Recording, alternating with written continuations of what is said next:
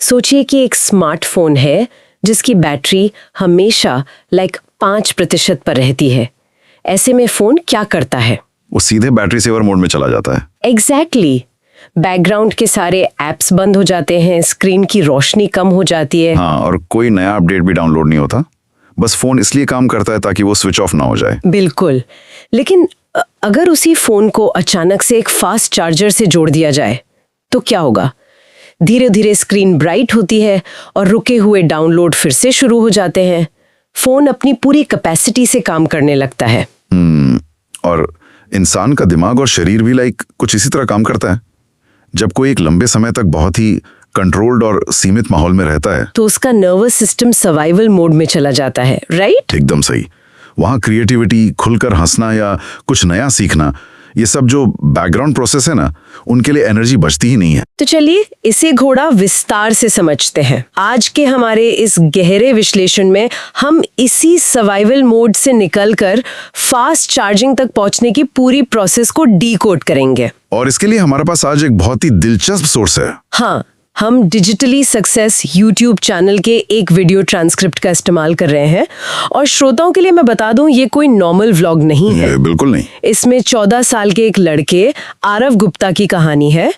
आरव हाल ही में झारखंड के साहिबगंज के एक चाइल्ड केयर इंस्टीट्यूशन, मतलब एक बालगृह से निकलकर लखनऊ आया है। एक पारिवारिक जीवन में। हाँ, उसे इस नए माहौल में आए हुए सिर्फ 45 दिन हुए हैं।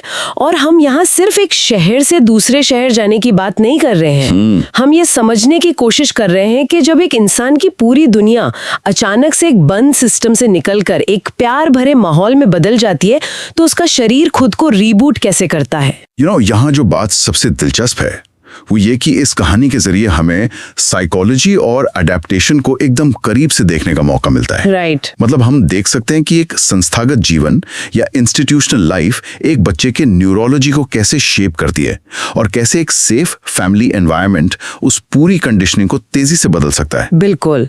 और इस बदलाव को समझने के लिए ना हमें सबसे पहले उस पुरानी दुनिया को समझना होगा जहां से आरव आया है। साहिबगंज का बालगृह। हाँ, सोर्स के मुताबिक वहां कुल 12 स्टाफ मेंबर थे और आरव के 7 दोस्त थे।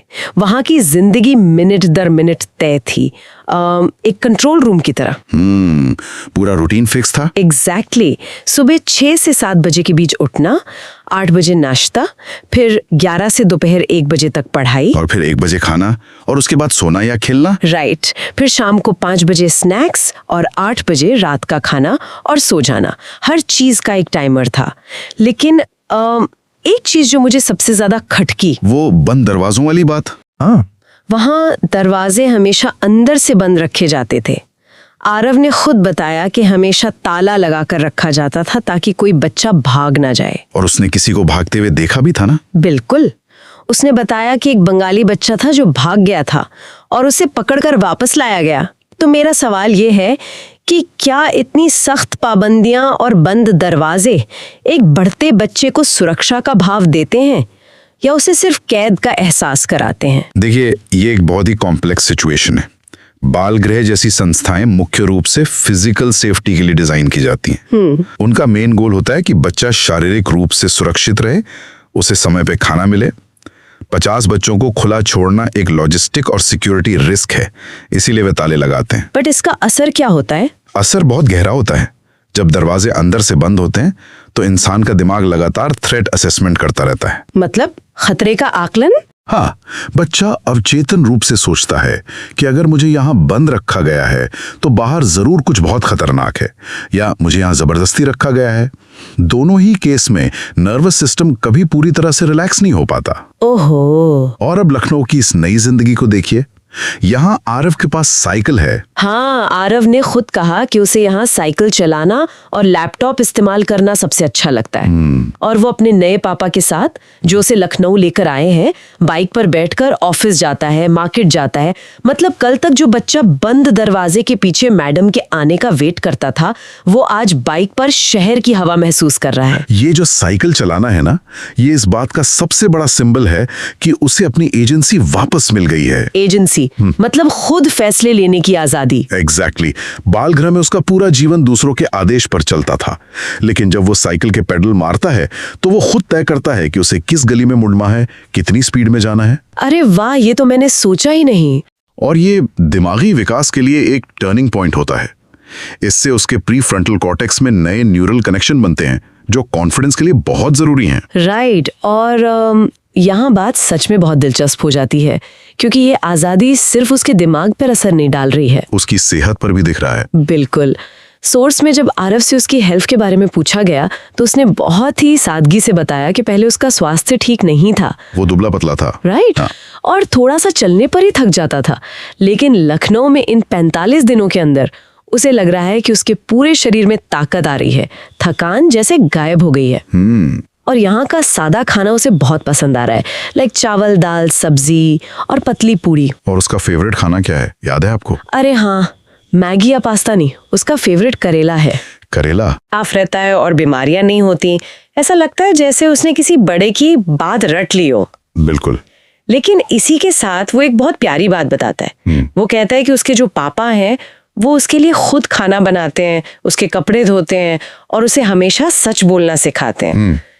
तो मैं ये सोच रही थी कि क्या सिर्फ चावल, दाल और करेला खाने से कोई 45 दिन में इतना तगड़ा हो सकता है, या उस खाने के पीछे जो पर्सनल केयर है उसका कोई जादू चल रहा है? आप बिल्कुल सही पॉइंट पर आई हैं। खाने के पीछे जो इंटेंशन और माहौल है ना, असली ट्रिगर वही है। अच्छा। देखिए, बाल गृह में खाना एक मास प्रोडक्शन होता है। वहां खाना सिर्फ पेट भरने का एक जरिया है। लेकिन जब आरव देखता है कि एक व्यक्ति सिर्फ उसके लिए किचन में खड़ा है, उसके लिए मेहनत कर रहा है, हाँ, तो उसका दिमाग पैरासिम्पैथेटिक नर्वस सिस्टम को एक्टिवेट कर देता है। इसे हम रेस्ट एंड डाइजेस्ट मोड कहते हैं। ओहो, मतलब वो जो हमारा बैटरी सेवर मोड वाला अलार्म बज रहा था दिमाग में, वो अब शांत हो गया है। एग्जैक्टली। जब दिमाग को मैसेज मिलता है कि मैं सेफ हूं और कोई मेरी केयर कर रहा है, तो शरीर का तनाव हार्मोन, जिसे कॉर्टिसोल कहते हैं, वो तेजी से गिरता है। और जब कॉर्टिसोल कम होता है तो शरीर का डाइजेस्टिव सिस्टम बेहतर तरीके से न्यूट्रिएंट्स को एब्जॉर्ब करने लगता है। तो उसका पहले दुबला होना सिर्फ खाने की कमी नहीं था। नहीं, वो क्रॉनिक स्ट्रेस का भी रिजल्ट था। स्ट्रेस में आप कितना भी अच्छा खा लें, शरीर उसे प्रोसेस नहीं कर पाता। वाओ। मतलब एक पिता का बच्चे के लिए खाना बनाना सिर्फ मन को अच्छा नहीं कर रहा, उसका मेटाबॉलिज्म बदल रहा है। बिल्कुल। और जब शरीर और मन सेफ महसूस करते हैं, तभी तो इंसान नई चीजें सीखने के लिए रेडी होता है ना? सही कहा। तो चलिए सॉस के उस हिस्से पर आते हैं जो थोड़ा चौंकाने वाला है, आरव की पढ़ाई। ये हिस्सा वाकई हमें हमारे एजुकेशन सिस्टम पर सोचने को मजबूर करता है। लेकिन उसकी शिक्षा का स्तर एकदम शुरुआती है। उसने वीडियो में A to Z सुनाया, 1 से 100 तक गिनती सुनाई। हालांकि गिनती में वो बीच बीच में लड़खड़ा रहा था, लाइक 29 के बाद सीधे 13 बोल गया, या 39 के बाद 41 पर आ गया। हाँ, वो सीक्वेंस भूल रहा था। और स्पेलिंग भी बस बेसिक आती है, एप्पल, बैट, डॉग, फ्रॉग। पहाड़े उसने 2 से 9 तक सुनाए, पर 4 और 7 के पहाड़े में वो अटका। और मैथ्स का क्या हाल था? वो बहुत अजीब पैटर्न है। उसे 9 और 7 जोड़कर 16 बताना आता है, 25 और 16 जोड़कर 41 बताना आता है। मतलब एडिशन कर लेता है। हाँ, लेकिन उसे घटाना, सब्सट्रैक्शन नहीं आता। जब 25 में से 14 घटाने को कहा गया तो उसने कहा कि वो भूल गया है। भाग देना यानी डिवीजन तो उसे बिल्कुल नहीं आता। और सबसे बड़ी बात, उसे अभी हिंदी या अंग्रेजी पढ़ना नहीं आता। ये एक क्लासिक एग्जाम्पल है कि संस्थागत साक्षरता या इंस्टीट्यूशनल लिटरेसी ग्राउंड पर कैसे दिखती है। तो मैं यहाँ सिस्टम को थोड़ा पुशबैक देना चाहूंगी। बिल्कुल। बाल गृह में पुष्पावती मैम नाम की एक टीचर थी जो रोज 11 से 1 बजे तक उन बच्चों को पढ़ाती थी जो ज्यादा नहीं जानते थे। फिर भी 14 साल की उम्र में एक बच्चा 6ठी क्लास में होके भी घटाना क्यों नहीं जानता? क्या गलती सिस्टम की है जहाँ सिर्फ रटा रटाया ज्ञान दिया जा रहा है? आप रटने की बात क्यों कह रही हैं? क्योंकि देखिए, आरठ को कविताएं पूरी याद है। हाँ, वो मछली जल की रानी है। एग्जैक्टली, मछली जल की रानी है, आम का सुंदर और सजीला, एक टमाटर लाल लाल, ये सब उसे रटा हुआ है। पर अगर उसे कुछ नया पढ़ने को दे दे तो वो एक शब्द नहीं पढ़ पाता। देखिए, इसका जवाब सिस्टम की डिजाइन में है। आरव की मेमोरी बहुत तेज है, तभी उसे कविताएं शब्द दर शब्द याद हैं। लेकिन मेमोराइजेशन यानी रटना और डिकोडिंग, ये दिमाग के 2 अलग अलग फंक्शन हैं। ओके। जब एक टीचर पर बहुत सारे बच्चों की जिम्मेदारी होती है तो वो एक साथ बोलकर याद कराने पर जोर देते हैं। बच्चे साउंड पैटर्न याद कर लेते हैं, लेकिन उन्हें अक्षरों की बनावट और आवाज के बीच का कनेक्शन कभी नहीं सिखाया जाता। अरे हाँ, जैसे जब उससे अंग्रेजी के शब्द पूछे गए तो उसने कहा थैंक यू और स्टैंड अप। राइट। ये तो वो कमांड्स हैं जो क्लासरूम में बच्चों को कंट्रोल करने के लिए इस्तेमाल होते हैं। एग्जैक्टली। उसने भाषा नहीं सीखी है, उसने सिर्फ इंस्ट्रक्शंस और साउंड्स को रिकॉर्ड किया है। वाओ। और वो जो आपने जोड़ और घटाने का अंदर बताया, वो बहुत डीप है। एडिशन एक सीधी प्रोसेस है जिसमें आप आगे की तरफ गिनते हैं, लेकिन सब्ट्रैक्शन एक वर्किंग मेमोरी का काम है। इसमें आपको एक नंबर को दिमाग में होल्ड करना होता है और फिर उल्टी दिशा में सोचना होता है। और सर्वाइवल मोड में वर्किंग मेमोरी काम नहीं करती। बिल्कुल सही पकड़ा आपने। जब बच्चा स्ट्रेस में होता है तो उसकी वर्किंग मेमोरी सबसे ज्यादा हिट होती है। इसीलिए वो घटाते वक्त कहता है भूल गया, क्योंकि उसका दिमाग उस इंफॉर्मेशन को होल्ड नहीं कर पा रहा है। ये तो सच में आंखें खोलने वाला है। मतलब ये आलस या कमजोर दिमाग का मामला नहीं है, ये सीधा न्यूरोलॉजी से जुड़ा है। बिल्कुल। लेकिन हमें उस नई ललक को भी देखना होगा जो लखनऊ आने के बाद उसमें आई है। वो लैपटॉप वाली बात। हाँ, उसने कहा कि वो अब लैपटॉप पर वीडियो देखकर सीखता है और वो अक्षरों को जोड़कर पढ़ना सीखना चाहता है। उसने खुद उदाहरण दिया, क च ल म ट र। ये जो ललक है ना, ये दिखाती है कि उसका दिमाग अब रिकवर हो रहा है। हाँ। ये सेल्फ ड्रिवन एजुकेशन का बहुत बड़ा प्रूफ है। और उसने कहा था ना कि वो पुलिस ऑफिसर बनना चाहता है। हाँ, बिल्कुल कहा था। ये एक क्लियर गोल है जो शायद बाल गृह की बंद दीवारों में एग्जिस्ट ही नहीं करता था। सही बात है। लेकिन नई चीजें सीखना सिर्फ किताबी तो नहीं होता। एक नए शहर में आना और इमोशनली खुद को ढालना, ये अपने आप में बहुत मुश्किल काम है। एक ट्रांजिशन कभी भी रातों रात नहीं होता। ये हमेशा पास्ट और प्रेजेंट के बीच की एक रस्साकशी है। हाँ, और सोर्स में ये साफ दिखता है कि आरव अभी भी अपने अतीत से बहुत गहराई से जुड़ा हुआ है। उसे पुराने लोगों की याद आती है। बहुत याद आती है। उसने नाम लेके सबका जिक्र किया, अपने बेस्ट फ्रेंड राजा का, दिवाकर सर जो इंचार्ज थे, पवन सर जो हाउस फादर थे, अमन मैम जो काउंसलर थी, हाँ, और बड़की दीदी या नेहा दीदी जो वहाँ खाना बनाती थी। वो किसी को नहीं भूला है। और ये बहुत अच्छी बात है। ये उसकी वफादारी और इमोशनल डेप्थ को दिखाता है। उस सीमित दायरे में भी उसने अपना एक परिवार खोज लिया था। लेकिन इसी से जुड़ा एक और पहलू है। वीडियो में जब उससे हंसने को कहा गया, दांत दिखाने को कहा गया, तो उसने मना कर दिया। हाँ, उसने कहा कि उसे दांत दिखाकर हंसने में संकोच होता है।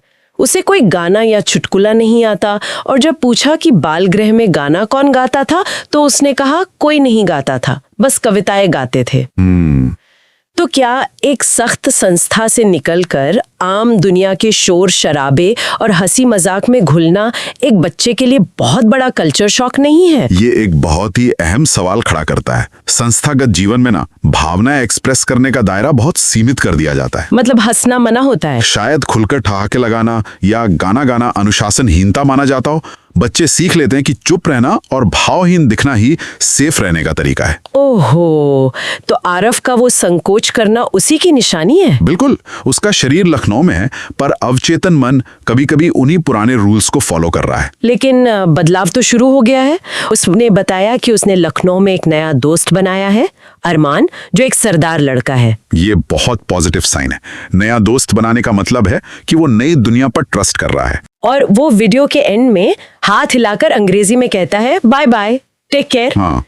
ये शब्द उसने बाल गृह में तो पक्का नहीं सीखे होंगे। बिल्कुल नहीं। ये साबित करता है कि वो अपनी एक नई पहचान को अपनाना शुरू कर चुका है।